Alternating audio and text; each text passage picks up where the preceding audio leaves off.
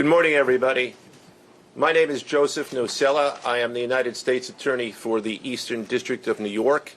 I'd like to welcome you here today. In addition, we have with us today FBI Director Kash Patel, FBI Assistant Director in Charge Christopher Rea of the New York Field Office, Special Agent in Charge of the New York Field Office Leslie Bakshi's, New York Special Agent in Charge of Homeland Security Ricky Patel, Newark Special Agent in Charge of Homeland Security Michael McCarty, Police Commissioner Jessica Tisch, Chief of Detectives Joseph Kenny, and the Executive Director of the Waterfront Commission, Phoebe Sorrell. I'm now going to turn the podium over to FBI Director Kash Patel. Good morning. Today we are here in New York to announce a historic arrest across a wide-sweeping criminal enterprise that envelops both the NBA and La Cosa Nostra. The men and women up here standing with me represent a small portion of the leadership team that brought profound justice in an era that needed it more than any. I'll just highlight some of the details in the case and the FBI work, and then you'll hear from the others. But as you now know, individuals such as Chauncey Billups, Damon Jones, and Terry Rozier were taken into custody today, former, current NBA players and coaches. What you don't know is that this is an illegal gambling operation and sports rigging operation that spanned the course of years. The FBI led a coordinated takedown across 11 states to arrest over 30 individuals today responsible for this case, which is very much ongoing. Not only did we crack into the fraud that these perpetrators committed on the grand stage of the NBA, but we also entered and executed a system of justice against La Cosa Nostra to include the Bonanno, Gambino, Genovese, and Lucchese crime families. And you'll hear more about those details today. The charges and the arrests that were taken down across this country range from wire fraud, money laundering, extortion, robbery, illegal gambling. This FBI will leave no room for any perpetrator of crime across this country. You hear a lot about our work of defending the homeland and crushing violent crime. Well, this work is also representative of a colossal portion of the FBI's mandate to keep America safe and to keep our entertainment industry fair and secure. The men and women that are standing up here today worked tireless hours, days, months, and years. And the fraud is mind-boggling. It's not hundreds of dollars. It's not thousands of dollars. It's not tens of thousands of dollars. It's not even millions of dollars. We're talking about tens of millions of dollars in fraud and theft and robbery across a multi-year investigation. And we could not have done it without our interagency partners that are before us today. The NYPD, HSI, and teams of law enforcement officials from around the country made this day possible. It takes a team to bring this kind of justice, sweeping justice, into the halls of the United States courtrooms, where our brave United States Attorney has led this prosecution. It takes courageous prosecutors to stand before you and say, we will not allow this kind of illicit activity to happen, not only at the national sporting level, but also where it hides in La Cosa Nostra. And when these two collided together, they perpetrated a fraud that is historic in terms of not just money, but the scheme and the deceit that they utilize to steal and swindle people for money, to include crypto fraud. This is an operation that showcases to you that under President Trump's administration, there is no room for any type of criminal behavior, be it on the world's largest stage or in the back rooms of tiny parlors where guard games are being played. We are proud to stand here today with the men and women of the FBI and this legal team. And to the United States Attorney, I just want to thank you personally for taking the time to display the work that the media is about to hear about today in detail. As I said, it does take courageous prosecutors, but it takes a courageous United States Attorney to bring this case, because we are going to take heat for it. But we don't shy away in this administration. We don't say no. What we do is we bring the results across the finish line. We bring them to the public. We bring you accountability. And yes, they will have their day in court, and you will hear the evidence through the court system exclusively. We will not deny anyone of due process. And that's the brilliance of this system. That's the brilliance of this administration. Everyone will be held to account. So with that, I turn it over to United States Attorney Nocella. Thank you. Thank you, Director Patel. To be clear, we're announcing today indictments in two major cases, both involving fraud. One involves sports betting, and the other involves illegal gambling, very specifically rigged poker games. The first indictment involves 6 defendants who are alleged to have participated in one of the most brazen sports corruption schemes since online sports betting became widely legalized in the United States. This scheme is an insider sports betting conspiracy that exploited confidential information about National Basketball Association athletes and teams. The second indictment involves 31 defendants alleged to have participated in a nationwide scheme to rig illegal poker games. These defendants, which include former professional athletes, used high-tech cheating technology to steal millions of dollars from victims in underground poker games that were secretly fixed. The games in the New York area were backed by the Bonanno, Gambino, and Genovese crime families of La Cosa Nostra. While the cases are separate, there are 3 overlapping defendants charged in both cases: Damon Jones, Eric Ernest, and Shane Hennon. The indictments in these cases contain only allegations, and the defendants are presumed innocent until they are proven guilty in a court of law. But my message to the defendants who've been rounded up today is this: your winning streak has ended. Your luck has run out. Violating the law is a losing proposition, and you can bet on that. First, I would like to talk about United States versus Ernest, the NBA basketball gambling case. The defendants in this case are Eric Ernest, Marvez Farley, Shane Hennon, De Niro Laster, Damon Jones, a former NBA player and coach, and Terry Rozier, a current NBA player. Other co-conspirators were previously charged for their roles in the scheme, including former NBA player Jontay Porter. Between December 2022 and March 2024, these defendants perpetrated a scheme to defraud by betting on inside, non-public information about NBA athletes and teams. The non-public information included when specific players would be sitting out future games, or when they would pull themselves out early for purported injuries or illnesses. They relied on corrupt individuals, including Jones and Rozier. They also misused information obtained through long-standing friendships that they had with NBA players and coaches. And in at least one instance, they got their information by threatening a current player, Porter, because of his pre-existing gambling debts. Defendants used this non-public information to place hundreds of thousands of dollars in fraudulent bets, mostly in the form of prop bets on individual player performance. The bets were placed through online sports books and also in person at casinos. The defendants relied on a network of straw bettors to place the maximum amount of bets to increase their potential profits. Most of these bets succeeded, and the intended losses were in the millions of dollars. The defendants then laundered their illegal winnings in various ways: peer-to-peer platforms, bank wires, and simple cash exchanges. The indictment details specific examples where the defendants profited from illegal gambling and illegal betting on various NBA games about the performance of players on, among other things, the Charlotte Hornets, the Portland Trail Blazers, the Los Angeles Lakers, and the Toronto Rangers. Each defendant in the NBA basketball gambling case has been charged with conspiracy to commit wire fraud and conspiracy to commit money laundering.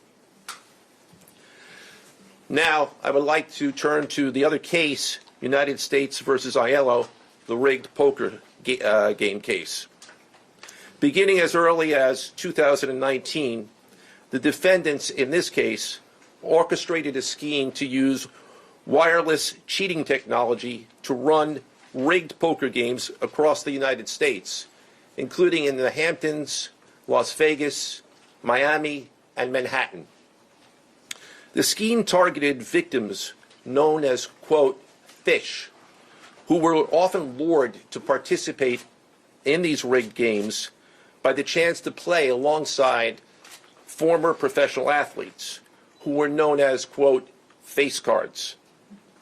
The so-called face cards included the defendant Chauncey Billups, who at the time of the scheme was a former NBA player and is currently the head coach of the Portland Trail Blazers, and also Damon Jones, a former NBA player and coach. What the victims, the fish, didn't know is that everybody else at the poker game, from the dealer to the players, including the face cards, were in on the scam. Once the game was underway, the defendants fleeced the victims out of tens or hundreds of thousands of dollars per game. The defendants used a variety of very sophisticated cheating technologies, some of which were provided by other defendants in exchange for a share of the profits from the scheme. For example, they used off-the-shelf shuffling machines that had been secretly altered in order to read the cards in the deck, predict which player at the table had the best poker hand, and relay that information to an off-site operator. The off-site operator sent the information via cell phone back to a co-conspirator at the table, and that person at the table was known as the quarterback. The quarterback then signaled secretly the information he had received from to others at the table, and together they used that information in order to win their games and to cheat the victims. Defendants used other cheating technologies such as poker chip tray analyzers, which is a poker chip tray that secretly reads cards using a hidden camera, special contact lenses or eyeglasses that could read pre-marked cards, and an X-ray table that could read cards face down on the table. What you see depicted on the screen right now is an example of the X-ray table that reveals the cards. Although they are face down on the table, they can be read because of the X-ray technology. The Mafia, specifically members and associates of the Bonanno, Gambino, and Genovese organized crime families, had pre-existing control over non-rigged, illegal poker games around New York City. As a result, they also became involved in the rigged poker games, helping to organize the games and taking a cut of the proceedings, and working to enforce the collection of debts. The defendants laundered their proceeds, including through cash exchanges, the use of multiple shell companies, and through cryptocurrency transfers. As part of the scheme, some of the defendants and their co-conspirators also committed acts of violence, including the gunpoint robbery of a person in order to obtain a rigged shuffling machine, and extortions that were perpetrated against victims in order to ensure that they repaid their gambling debts. Defendants who participated in the rigged poker scheme are charged with wire fraud conspiracy. Other defendants have been charged with crimes including illegal gambling, money laundering, Hobbs Act robbery, and extortions. This case demonstrates our office's unrelenting commitment to fighting the scourge of organized crime in whatever form it takes. I'd like to conclude my remarks by thanking the incredible hard work of our law enforcement partners, including the FBI, Homeland Security, the NYPD, and the Waterfront Commission. I also want to thank the dedicated prosecutors who built these two cases and who are standing to my right. Benjamin Weintraub, David Bourbon, Caitlin Farrell, Michael Gibaldi, Irisa Chen, and Sean Sherman. They had the assistance of paralegal specialists Liam McNett, John Schneider, Marlene Bosler. Also deserving of our thanks because of their outstanding investigative work on the NBA case are FBI Special Agents Russell Lantier, Dominic Mariani, Amy Giarosa, Shane Wilkins, and Supervisory Special Agent Luke Hardison. On the rigged poker game scheme, outstanding work was performed by FBI Special Agents Thomas Cribbin, Jeff Boriola, Jonathan Corona, Alexander Silverman, Amy Campanaro, and Supervisory Special Agent Michael Malahy, as well as NYPD Task Officer James McCullough, and from Homeland Security, Supervisory Special Agent Charles Freund, and from the Waterfront Commission, Detective Paul Shimborski. Finally, I want to note that the investigations in both cases are ongoing, and we encourage anyone with information about either scheme to please contact the FBI. Now I would like to turn the podium over to Special Agent in charge of the New York Field Office, I should say the Assistant Director in charge of the New York Field Office of the FBI, Christopher Rea. Chris?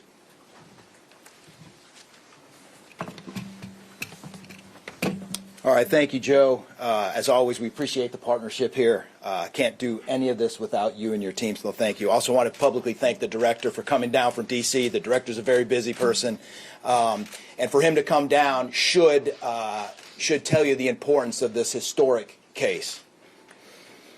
I'm Christopher Rea, the Assistant Director in charge of the FBI New York Field Office. Today, as you've heard, our office conducted a massive nationwide takedown from 2 indictments of 34 defendants for their alleged involvement in 2 separate illegal poker and sports betting schemes where, as you heard, the odds were rigged in their favor. Among these defendants are 13 members and associates of the Bonanno, Gambino, and Genovese crime families, to include capos and soldiers from these families. Additionally, as you heard, current and former NBA coaches and players are also implicated, to include Chauncey Billups, Damon Jones, and Terry Rozier. 3 of the named defendants are charged for their alleged roles in both schemes. This alleged illegal gambling operation hustled unwitting victims out of tens of millions of dollars and created a financial pipeline for La Cosa Nostra to help fund and facilitate their organized criminal activity.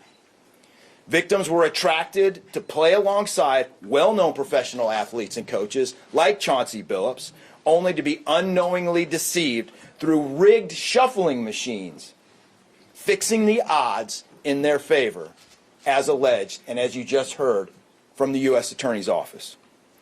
This alleged scheme wreaked havoc across the nation, exploiting the notoriety of some and the wallets of many to fund the Italian crime families here in New York. Let me be clear about this fact. The FBI has not and will never take their eye off the ball when it comes to Italian organized crime in this city, specifically the LCN and the 5 families here in New York.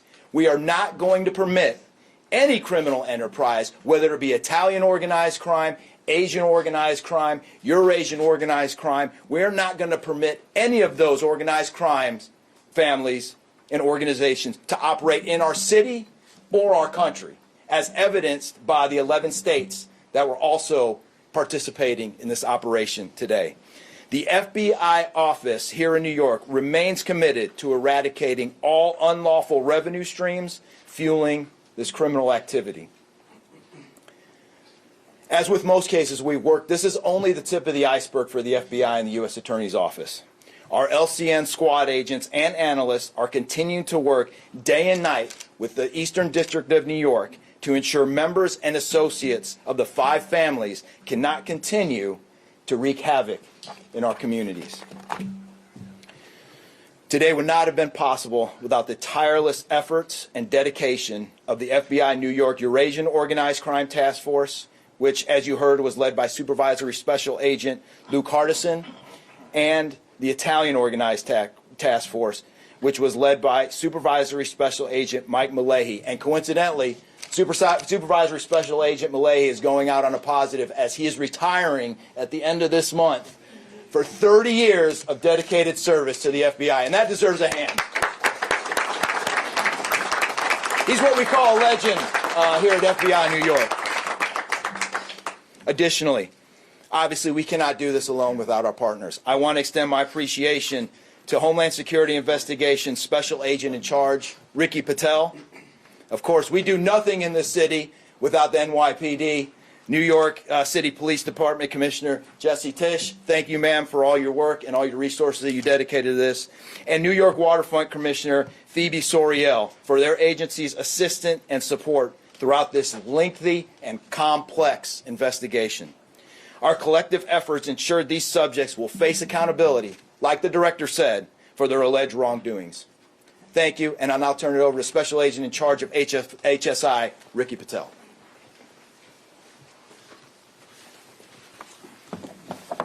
Thanks, Chris. Good afternoon, everyone. My name is Ricky Patel. I'm the Special Agent in charge for Homeland Security Investigations here in New York. This morning, hundreds of special agents and investigators with HSI, the FBI, the New York Waterfront Commission, and the NYPD descended upon the homes of individuals who for years have operated with the false sense of impunity, a false sense of incivility. In the early hours of today, across 9 states, coast to coast, dozens of defendants were arrested and will face the consequences of their alleged crimes. This was their wake-up call.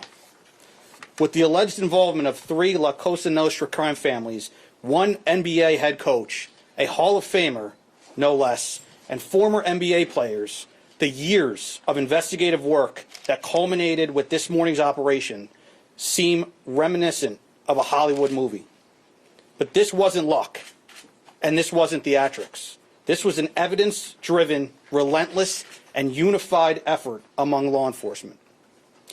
Through what we have dubbed Operation Royal Flush, HSI New York, along with our task force personnel from the Waterfront Commission, first uncovered this scheme more than 4 years ago. Agents and investigators dedicated countless hours and sleepless nights in identifying the criminal network, dissecting communications and patterns, and following the money with precision. We built a case, piece by piece, and what we discovered was a sprawling criminal enterprise that utilized cutting-edge technology and various methods of deception to dupe unsuspecting gamblers into paying up so that these defendants could cash out. As alleged, this sophisticated conspiracy cheated victims out of at least $7 million and placed the public and the defendants alike at risk. This case involved global reach, financial depth, and the patience to dismantle complex financial criminal enterprises from the inside out. When criminal organizations attempt to launder profits through our country, HSI connects the dots and shuts it down. To anyone who thinks intimidation, fraud, or violence will shield their profits, understand this. If you are exploiting our communities, expect HSI and all of our law enforcement partners at your door. I would like to thank all our partners here today. Obviously, the United States Attorney's Office for the Eastern District of New York, the Waterfront Commission, the FBI, the NYPD, and the prosecutors that will carry this forward. Today's arrests are not an endpoint. They are the start of accountability. Thank you, and I now turn it over to Police Commissioner Jessica Tisch.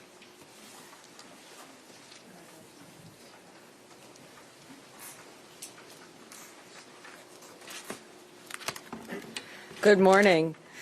Thank you to Director Patel, Assistant Director Rea, and U.S. Attorney Nocella. What we're announcing today is not just another takedown. It's the result of more than 2 years of coordinated investigative work by the NYPD's Joint Organized Crime Task Force and the FBI. 2 cases that exposed criminal networks led by 34 individuals who believed the rules did not apply to them. They hid behind layers of complexity, behind money, and behind influence, believing those things would shield them from accountability. The first case, Operation Nothing But Bet, exposed a gambling ring built around professional basketball where players and associates allegedly used inside information to manipulate prop bets on major sports betting platforms. They placed wagers on unders on players to score less, rebound less, assist less, using information that was not yet public. In some instances, players altered their performance or took themselves out of games to make sure that those bets paid out. One example occurred on March 23, 2023, in Charlotte. Terry Rozier, an NBA player now with the Miami Heat, but at the time playing for the Hornets, allegedly let others close to him know that he planned to leave the game early with a supposed injury. Using that information, members of the group placed more than $200,000 in wagers on his under statistics. Rozier exited the game after just 9 minutes, and those bets paid out, generating tens of thousands of dollars in profit. The proceeds were later delivered to his home, where the group counted their cash. As the NBA season tips off, his career is already benched, not for injury, but for integrity. As a result of this investigation, 6 defendants, including Rozier, are now facing conspiracy to commit bank and wire fraud. In a second case, Operation Zen Diagram, investigators uncovered a long-running scheme in which members and associates of several well-known organized crime families rigged high-stakes poker games across the country. These operatives included capos and multiple soldiers from the Bonanno, Gambino, Lucchese, and Genovese crime families, bringing 4 of the 5 families together in a single indictment is extraordinarily rare. It reflects how deep and how far this investigation reached and the skill and the persistence it took to get here. That work uncovered a deliberate, technologically sophisticated operation designed to carry out their crimes. They used custom shuffling machines that could read the order of cards, barcoded decks, and hidden cameras built into tables and light fixtures. The organizers also enlisted well-known public figures, former and current NBA players and coaches, including Chauncey Billups, the head coach of the Portland Trail Blazers, an NBA champion, and a Hall of Famer, to make the games appear legitimate. Victims believed that they were sitting at a fair table. Instead, they were cheated out of millions. One victim in particular lost $1.8 million. In total, losses exceeded $7 million and continue to climb. And when people refused to pay, these defendants did what organized crime has always done. They used threats, they used intimidation, and they used violence. It's the same pattern that we have seen for decades. Traditional mob enforcement methods combined with new technology to expand the reach of their operations. Now, with the unsealing of today's indictment, 34 individuals are facing charges, including robbery, extortion, money laundering, wire fraud, bank fraud, and illegal gambling. I want to commend the outstanding work of our detectives from the Joint Organized Crime Task Force and their dedication to these cases, especially Captain Ruben Pagan, Sergeant Chris McGuire, Detective Alexander Creamer, Detective James McCullough, and of course our Chief of Detectives, Chief Kenny. As part of these investigations, our members recovered and reviewed thousands of hours of video, conducted extensive surveillance on illegal gambling locations across the city, and executed more than 24 search warrants on electronic records that revealed the true extent of this conspiracy. Once again, the work of our detectives, together with the FBI and the U.S. Attorney's Office, closed those gaps before they could widen further. The NYPD is proud to stand with each of you today, as these cases represent the kind of partnership that defines modern law enforcement agencies, sharing intelligence, coordinating resources, and moving as one team. Thank you.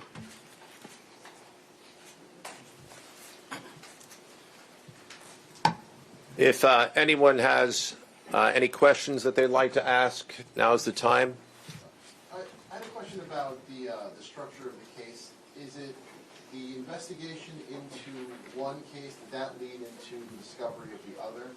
How if you could talk more about the link between the two. I'm not at liberty to discuss either the background of the investigation itself or the investigation as it continues. So I'm afraid I can't really explain to you other than the fact that both cases have been unsealed today, and there was an overlap that has been discussed already with respect to certain of the defendants. Are any other NBA players Yes. suspected? Chauncey Porter claimed that he had a gambling addiction. Did Rozier or Billups or Damon Jones claim the same thing at all? With respect to any allegations or defenses that have been made by any of the defendants, they will have their opportunity to present them in court. We're not here to air those at this time or to discuss them. Yes. You said the investigation is still ongoing. There seems to be several players referenced in the indictments, some that may potentially pass on information. Is there the possibility of future arrests of NBA players in connection to the sports gambling operation specifically? As I said, I can't discuss ongoing investigations. The investigation is ongoing, which by definition means that there will be further evidence uncovered at a minimum, and there's always that possibility. But I can't comment any further with respect to that. Yes. Thank you.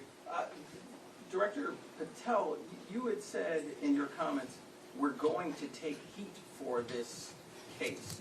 Why do you say that, and what efforts might you take to counter that? It's not popular to go after some of the defendants that we went after today, but justice is served blindly. And how do we countermand that? Simple.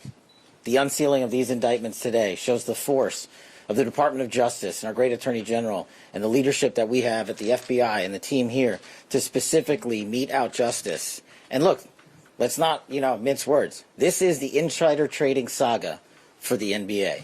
That's what this is. That's why we are going to take heat. But as the evidence comes out, as the indictments are unsealed, you will see the extensive work these men and women put in, countless hours over years, and that's how we countermand it. Director Patel, so the dates on these indictments that they were filed are October 9th and October 16th. Can you talk about the timing of moving in now? Why now? We will not publicly discuss the timing of when we do takedowns.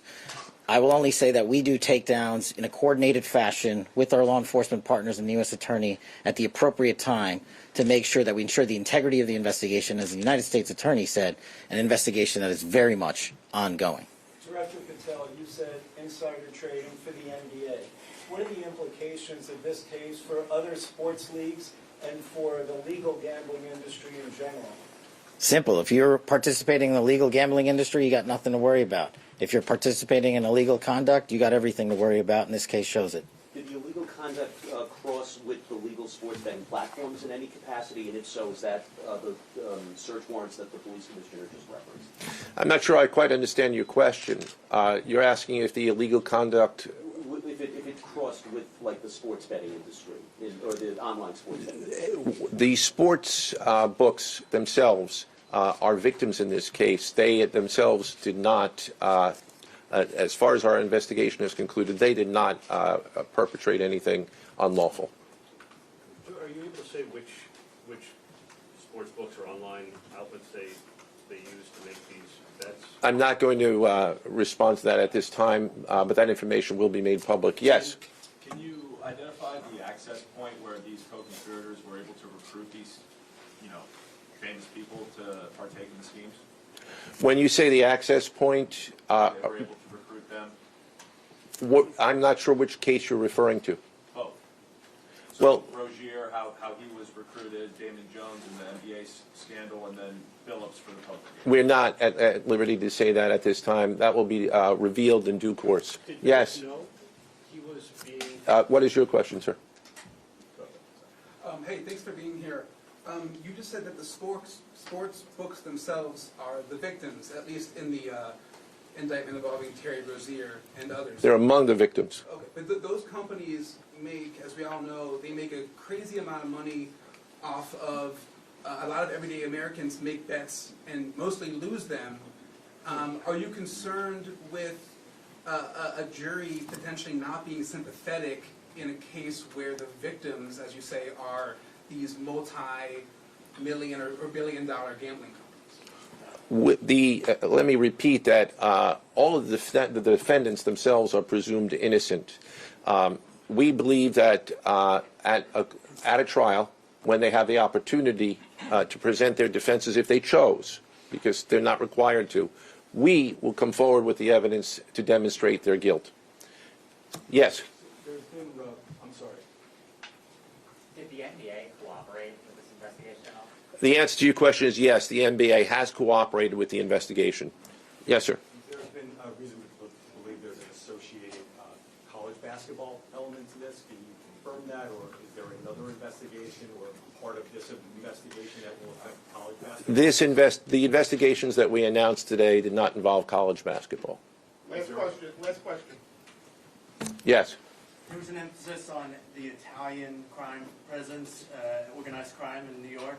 Can you give us a sense of the strength and status of Italian organized crime in New York right now? No, I'm sorry. That would be a question that goes beyond what we're here to discuss today, which is these two indictments. Thank you. Everybody.